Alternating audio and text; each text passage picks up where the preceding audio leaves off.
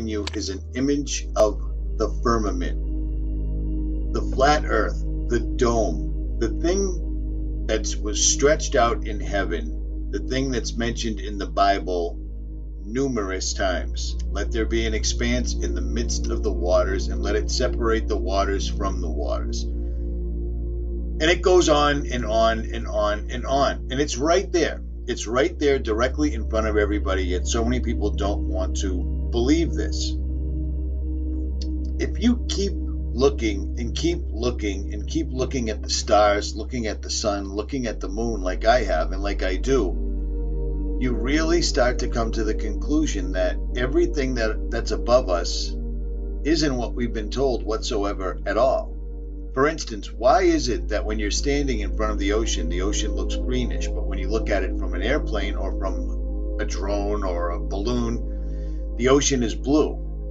And then conversely, when you're standing on the earth and looking up, the sky also looks blue. Well, maybe I found the reason, and I'm pretty sure I did. And this literally, no pun intended, just fell out of the clear blue sky into my lap today. It's really, really strange, but I think it's a bit of proof that I, for one, have never seen before, not even in the flat earth community. So check this out. It turns out in 1990, an Italian geologist, see, always good guys are Italian like myself, named Angelo Patonio was visiting Sierra Leone in the vicinity of the border of Guinea-Conakry to verify if a certain region of the country known as Kono was indeed rich deposit of diamonds. So you see, blah, blah, blah, on and on they go. And then they go on to the story where they found this. And this is called the Sky Stone. Now, this is insane. I am almost positive, and I think they are too, they just don't want to say it, that this thing is a literal piece of the firmament. This rock is made up of 77.17%. Notice the 3 sevens? 77.17% oxygen. And when they crushed this up to put it underneath the microscope, they could no longer see it. It lost its color. This is a real thing. This is an absolutely real thing. After returning to Europe, Patonio took the blue stone to the Institute of Natural blah blah blah. To his surprise, tests showed that stone was not turquoise. It wasn't even officially cataloged. The blue stone he had discovered not only does not correspond to any known mineral, but the same material was also recently located in Morocco. Do you see what's going on? The sky is falling. How's that? And they literally have imagery of it all over the place. This is the stone itself right here. And it's pretty amazing. It was found with all sorts of artifacts. And again, they tested this thing to 3,000 degrees Celsius, yet its composition wouldn't alter. It was made out of 77.1% pure oxygen, and the remaining was carbon, calcium, and another unknown element. They were eventually able to locate an organic compound that is currently unknown to science, dated at 55,000 years old. That doesn't really do very much for me.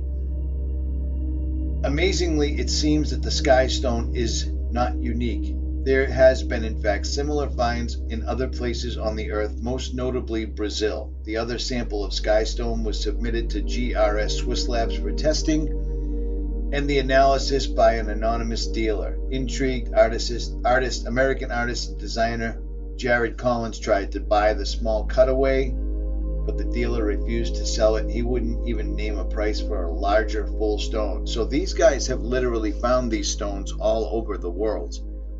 And look at it. It's exactly the same color as the sky. It's made out of the same color. It's made out of the same elements that we literally breathe. This is, in my opinion, the firmament.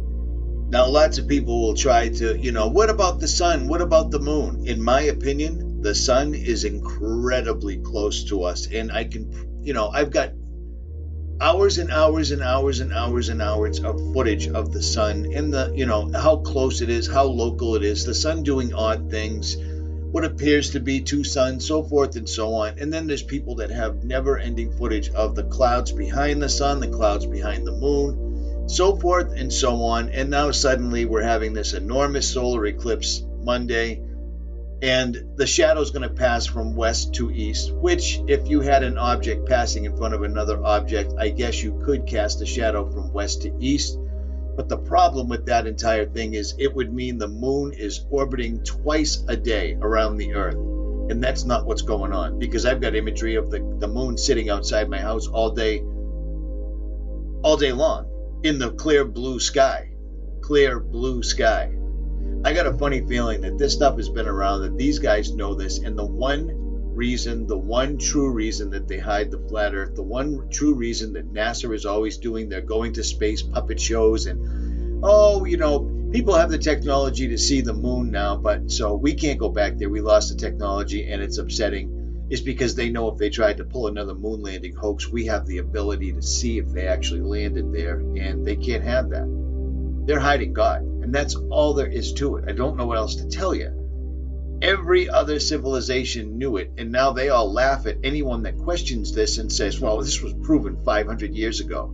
It was proven 500 years ago. No, it was a rumor that was started by wealthy, rich, elite people 500 years ago that didn't even have the ability to fly up and test their theory. And yet today the theory still stands, much like the theory of gravity. Much like the theory and the testing that's been done on the Earth, showing that it's not even moving. Do you really believe that we're flying through outer space at 1,000 miles an hour, rocketing around the sun at 66? You know what I mean? It's all absolutely ludicrous and ridiculous, but I digress. This is what's all around us. That is a small piece of the firmament. I can't stress it anymore. This is a real thing. This really did happen, and I've never heard of it in my entire life. 77.17% oxygen, and then one unknown element. They can't break it, they can't burn it, they can't bend it, and they can't explain it, and they're not selling it. At any rate, links will be in the description. This pretty much wraps it up for me. I mean, it just wraps it up for me. There is no two ways about it. We are in aliens. They're simply fallen angels and demons, exactly like they look like. We are in an enclosed system. The sun, the moon, the stars are all things just like the Bible told us they were.